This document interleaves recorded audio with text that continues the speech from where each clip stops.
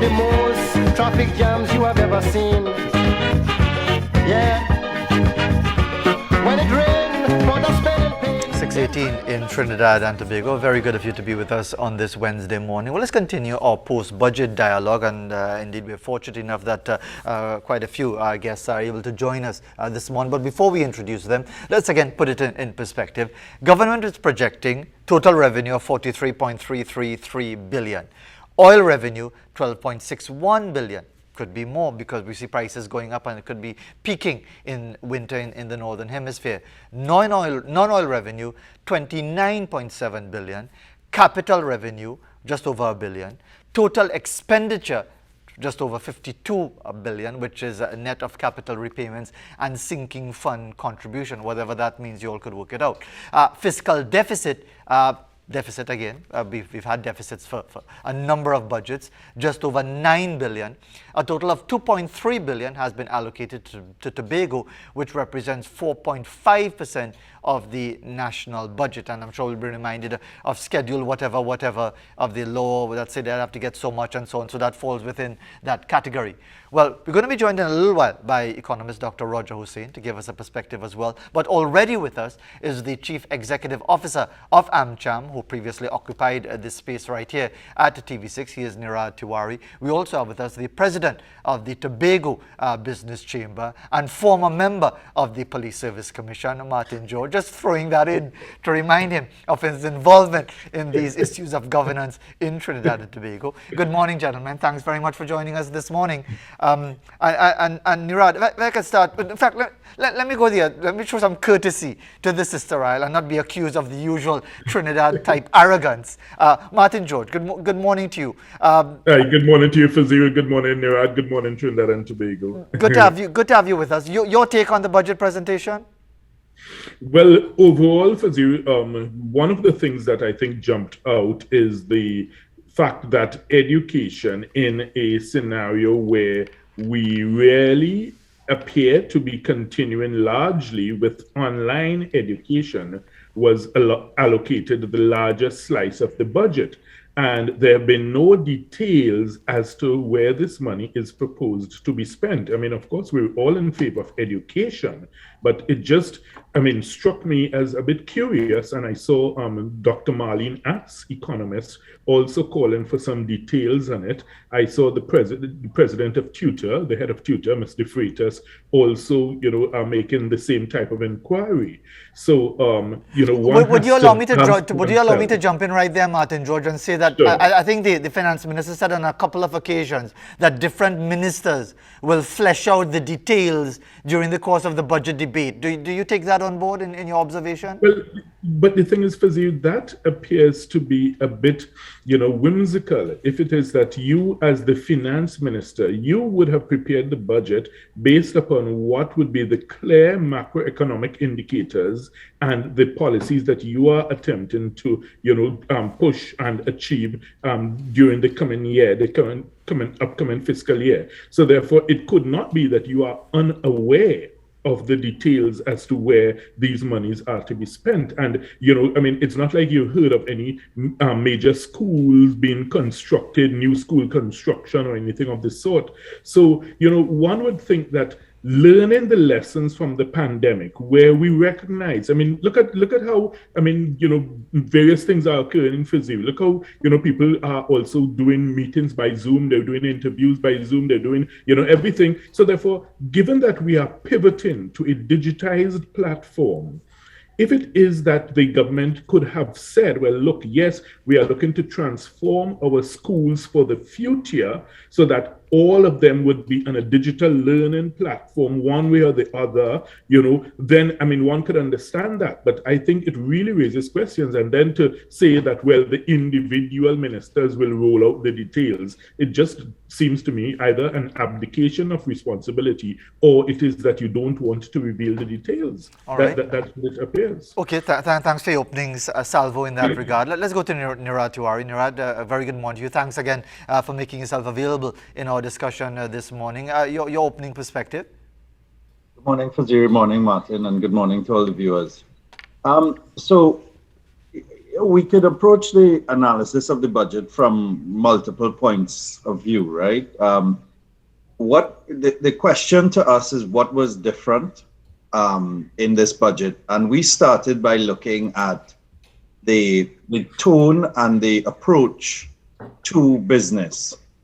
And it certainly seems in this budget that the government is more sensitive to the fact that it has to have a different approach to business to build some confidence if we are to attract any reinvestment and new investment in Trinidad and Tobago. So one of the things that we have been saying for a long time is that the type of engagement that we have had with the government has not been ideal. The government has not been as open to meaningful dialogue, discussion, ideas as we think they should be. But in this budget, you saw an acknowledgement that there needs to be more to be done to make business feel welcome. And that went beyond the usual platitudes of improving the ease of doing business, which is something that is spoken about every budget, and there are initiatives announced with varying degrees of implementation year on year. But the swath of tax breaks that were announced, while the efficacy and the uptake will remain to be seen, signals that the government is trying to send a message to business that Trinidad and Tobago is more open to business and will be more responsive. The government would be more responsive going forward. And if you allow me just to come in, there, Anurad, sorry to interrupt you, but given the track record of a failure to implement over many years and over many budgets and over many administrations, how would you respond to the assertion that rather than just being a superficial mama guy, there just happened to be a more detailed mama guy for the business community? Well, the tax measures are implemented, and they don't rely much on government to move. They just require, once the budget is passed and then the fiscal bill is passed, then they go into effect. And companies will take advantage of them based on their level of interest and their access to people who will help them, accountants and the like, who will help them file their taxes accordingly. So those will be implemented. The one that is unclear is the minister's commitment to review taxation on the upstream, because he wasn't specific and he didn't give a timeline. Now, we have a bid round in 2022. You would recall that the last bid round was not very successful. We only had two companies bidding, Shell and BP. But hopefully with the change in the energy outlook and hopefully with a revised fiscal regime, we will be more attractive and we'll see more bidding for the 2022 bid round. So first of all, we hope that it comes to fruition. And secondly, that the terms are a little more attractive going forward. Let's move along to Martin George to continue the dialogue, because as always, Mr. George, there are many different areas, there are many different angles at which you could look. You highlighted the issue of education and the absence of real detail with the digitization process, the online learning, which continues to be a challenge. Never mind the nonsense uttered by the education minister more than a year ago in the budget debate then. So the question is, Martin George, with specific reference to the business environment, the state of the economy in Tobago, where you represent elements of the business sector, was there any cause for optimism in the finance minister's presentation? Well, the only thing we saw as a direct or tangible promise was this issue of the $50 million allocation to assist the tourism sector. As to how you qualify for it or anything of the sort. Nothing has yet been put out. So, I mean, of course, we have to wait. But, concerns have already been raised. And, in the sense that E-Tech is supposed to be one of the agencies administering it, because they said it's to be administered by the THA and E-Tech. But we have to remember that E-Tech is also the majority involved entity in the Magdalena Hotel in Tobago. So you have to ask yourself, is it that they are also going to be looking to apportion, a sizable amount of the monies to the Magdalena? Is there going to be a conflict of interest there? So these questions arise. And then, of course, the efficacy of the rollout of the allocations. But at the end of the day, Fazil, what we were not happy with as a business community is the fact that, again, while we're grateful for the assistance in that regard, we've always been of the view that we would prefer if you give us the means, the wherewithal to be able to fish, rather than you keep handing us a fish and saying, well, look, you share that up among yourselves and be happy. So we think that there ought to have been more details in terms of the emphasis on infrastructural development and building capacity. And I'll tell you why, Fazil. If you look at the numbers, 88% of the budget allocated for Tobago has been for recurrent expenditure. That is utterly unsustainable in any economy anywhere in the world. You cannot be spending, if you run in a business for zero, just think of it. If 88% of your income goes back to cover your expenses, no business could survive, because you always have other contingencies. You have insurance, you have loss, you have theft, you have, freight, you have all those things that you have to consider. So therefore, there's no way that this can continue in this manner. But year after year, you hear all these grandiose plans and ambitions being rolled out by the THA in their annual budget presentation. But the point is, nothing really seems to go beyond, okay, give me money, let me share it out for, salaries, for rentals, for, purchasing these items to sustain us. But the point is, nothing is being plowed back in by way of capital investment or infrastructural development. And those remain our big concerns. And even, for instance, the airport expansion project, which someone tried to suggest to me yesterday as being, the capital investment from the TH's allocation. I said, no, that's a central government initiative. So therefore you have to look at, okay, where are they trying to say, well, look, THA, you now build the means and the fundamentals to begin to develop a self-sustaining economy, rather than you come in every year like Oliver Twist, with your begging bowl. Sir, can I have some more, please? It's an important point. I'll get back to you on that, Martin. But let me bring Nirad back into the discussion on that point, because essentially what we are running is a welfare state. It just so happens that Tobago is more of a welfare state than Trinidad. Tobago is a ward of Trinidad. We know that in real terms.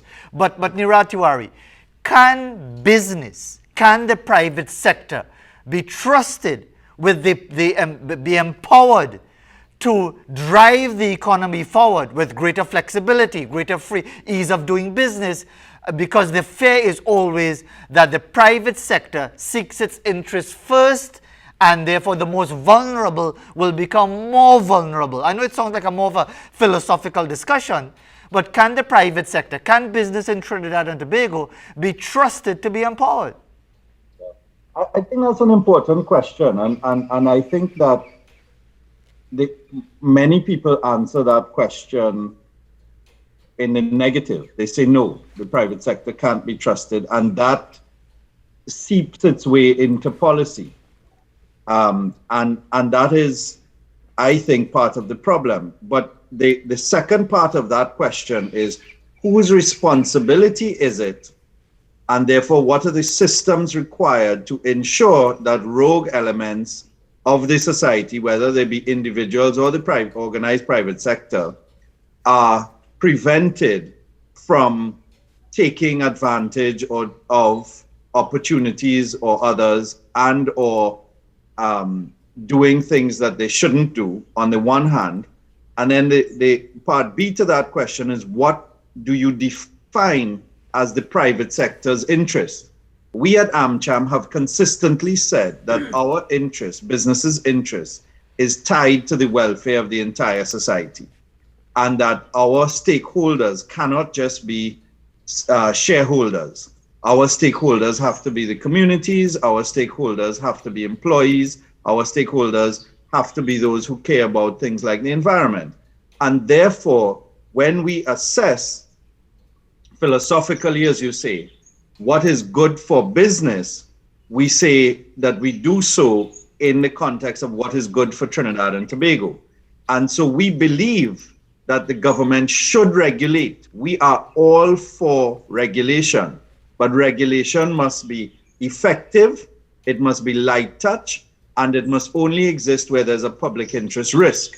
And if you do that well, and that regulation can be in terms of anti-corruption, it can be in terms of environmental protection, it could be in terms of worker protection, among other things. And therefore, if the government does that well, and then creates the conditions, as Martin was talking about, for businesses to do what businesses do, which is to grow, to create jobs, earn revenue, pay taxes, create new products and services for the market, then we will have a much, much stronger and better society in which we are creating opportunities for those who are now dependent on things like an electricity and water subsidy. It bothers me personally to hear a budget where we are talking about giving somebody 20 and 30 and 40 and 50 TT dollars more to pay water and electricity, as opposed to talking about how we're really creating opportunities for these people not to need the state to pay their water and light bill. Now, don't get me wrong, I'm not talking about removing the social safety net. We need it, but it cannot be a social safety net into which once you fall, you are trapped like a net. It must be a social safety net that allows you to bounce up and therefore get back into the system and pursue your dreams in a realistic way that would allow you to have a higher quality of life and certainly not perpetuate intergenerational poverty. That cannot be acceptable. And so one of the things that we have been advocating for is the National Statistical Institute.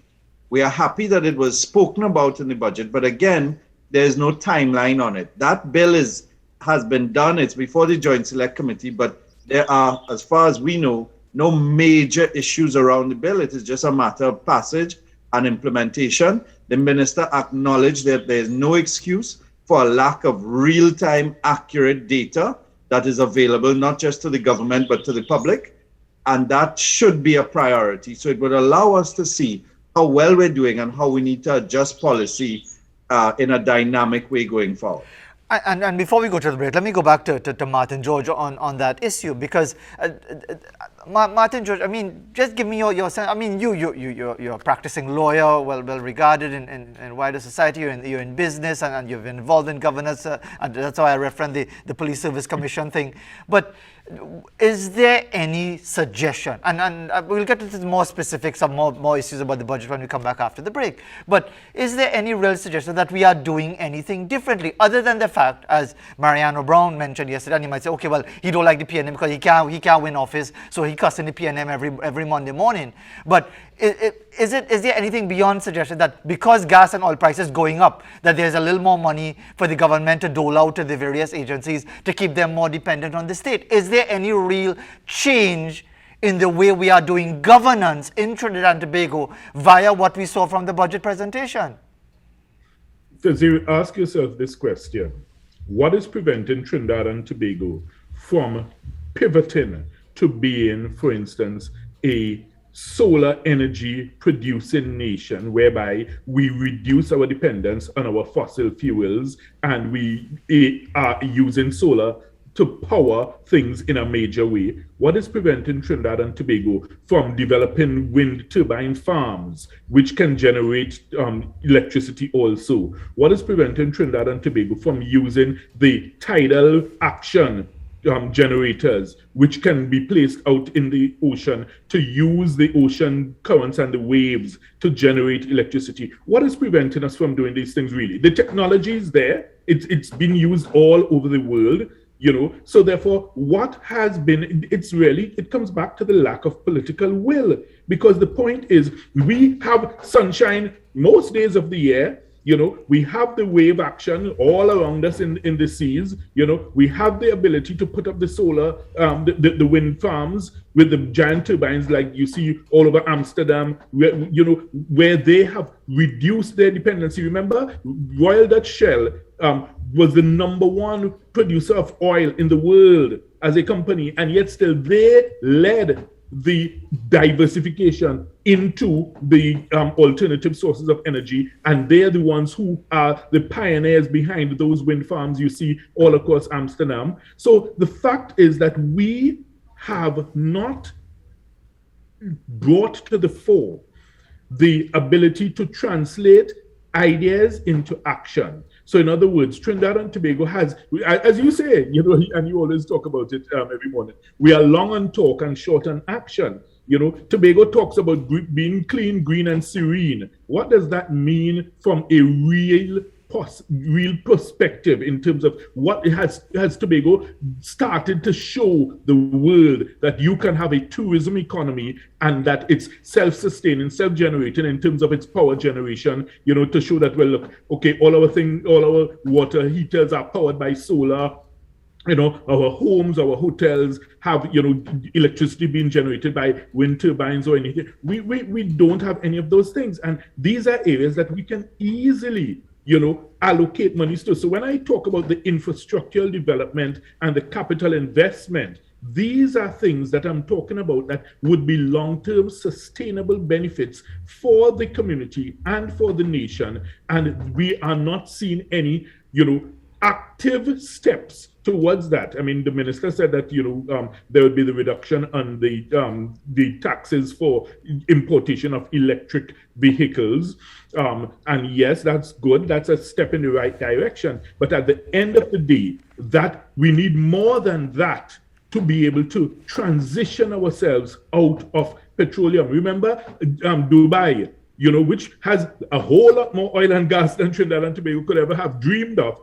Years ago, more than 20 years ago, they decided we are not going to be reliant on oil and gas anymore, and they made the transition to change themselves into a tourism economy. Now they are going into the medical, tourism business, whereby they say they want to be the medical center of the world. So the fact of the matter is, you have to have that type of vision and foresight, and you have to have the political will to actually implement these things so that you can build the fundamentals for a long-term sustainable future for your nation. But our politicians, they only function on a 5-year cycle, doing things only so that they could get re-elected the next 5 years. And then we're stuck in that, we're stuck in that conundrum whereby we really don't plan for the long-term benefit or future of the nation. Well, that formula certainly seems to work as far as the politics of Trinidad and Tobago, but we have to pause. At 6:41 in Trinidad and Tobago, we'll return to the dialogue with our two guests, Martin George and Nira Tiwari. But it's now time to remind you of the COVID-19 protocols. Wear a mask over the nose and mouth when you go out in public. Keep your distance from others, at least 6 feet or 2 meters. Stay at home if you're ill. Wash your hands often with soap and water, or use an alcohol-based hand sanitizer. Cough into a tissue into the crook of your elbow. Avoid touching your face. Sanitize those hard surfaces, tabletops, handrails, doorknobs, trolleys and cell phones as often as possible. We'll return to our dialogue right after this break.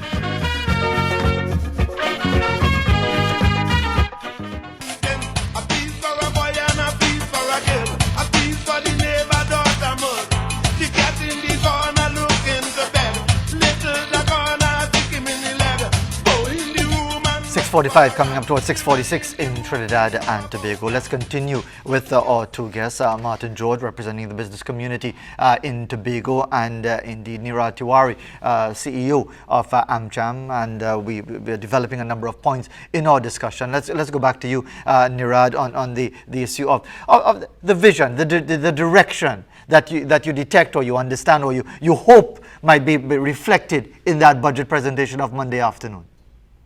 Wazir, thank you. I just want to divert a bit and touch on something you raised in the break, which is, how we engage in dialogue generally. One of the things keeping Trinidad and Tobago from leapfrogging and achieving its full potential, in our opinion, is the lack of the ability to have meaningful dialogue. And as a result of that, we operate in a very low trust society, where you asked about, can business be trusted earlier? People wonder, can the government be trusted? Can politicians be trusted? Or can institutions be trusted? And part of the reason for that, in our opinion, is that we talk at each other. We don't dialogue with each other. We don't take the time to listen to other points of views and do so in a manner not to respond to, but to receive the information, process it, and possibly do something differently. So our view is that we can't continue just talking at each other.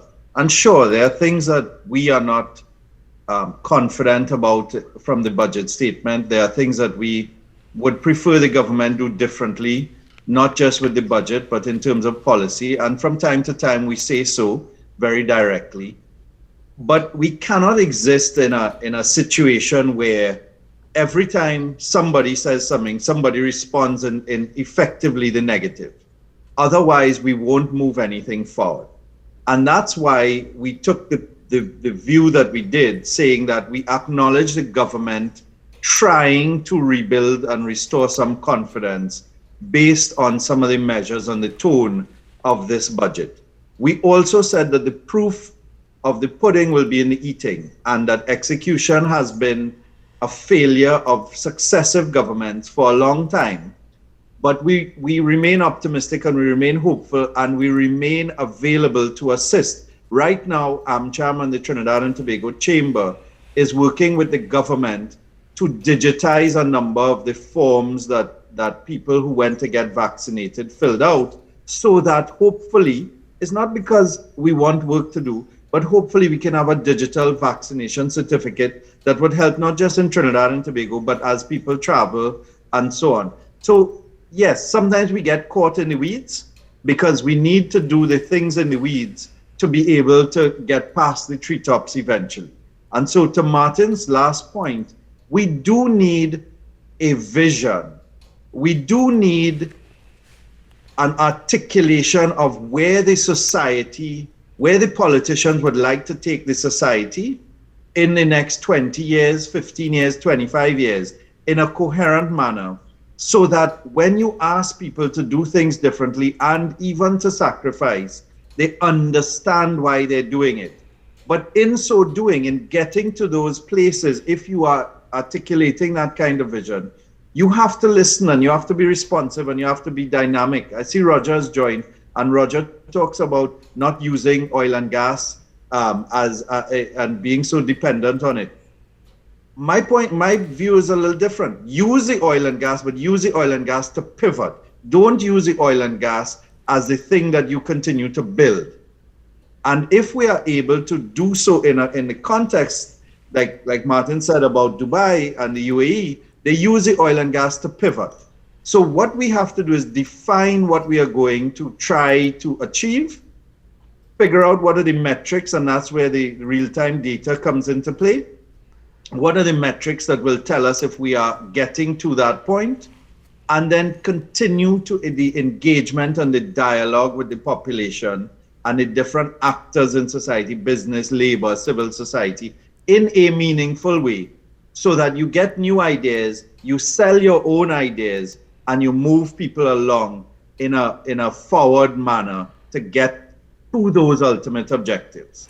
Thanks for the cue, Nira, that Dr. Roger Hussein has joined us, but hopefully we'll get his contribution. But let me just go quickly back to Martin George as we try to get the views as quickly as we can before we hit 7 o'clock. Martin George, I know you want to talk about a bit more details, but again, we can own, and I mean, you are a student of history, you often reference something that the Europeans or the British did in 1850-something in passing laws about vaccines and whatever. You're a student of history. Do the details even matter? If you could highlight the education minister talking about 90% of people of access to online learning in October of last year's budget debate. Even if you were to get all the details that you wanted from Colm Imbert Monday afternoon and all the details that you wanted from the ministers in the subsequent budget debate, all the numbers that you wanted, are they really believable, Martin George? Well, the point is well highlighted, I think, just from the curry faux pas that occurred, which I guess is now his curry banter. You know, if you recall from him, not mentioning or not remembering that that had already been a zero-rated item. And yes, that's always the issue, because even from the last rollout, which they claimed in terms of the assistance that was given during the pandemic, we are yet to have any full accounting or accountability as to how those monies were supposed to have been, spent, how they were delivered, how they were disbursed, who got it, for what purpose. And again, that's why I'm asking the question here, because we need to see something a bit more in terms of how this is going to assist the tourism industry as a whole, rather than just, benefiting individual players. We want to see how the government plans in terms of its overall marketing thrust for Tobago as a separate entity from Trinidad, because I think finally the message has come across that they need to market Tobago separately on its own. And the interesting thing, Fazil, I'll tell you this. Across, for instance, Europe, you go to any of those countries, you go to Italy, Germany, Sweden, Denmark, all those places. And you know what they ask about? They always ask about Tobago. Nobody asks about Trinidad. It's very interesting.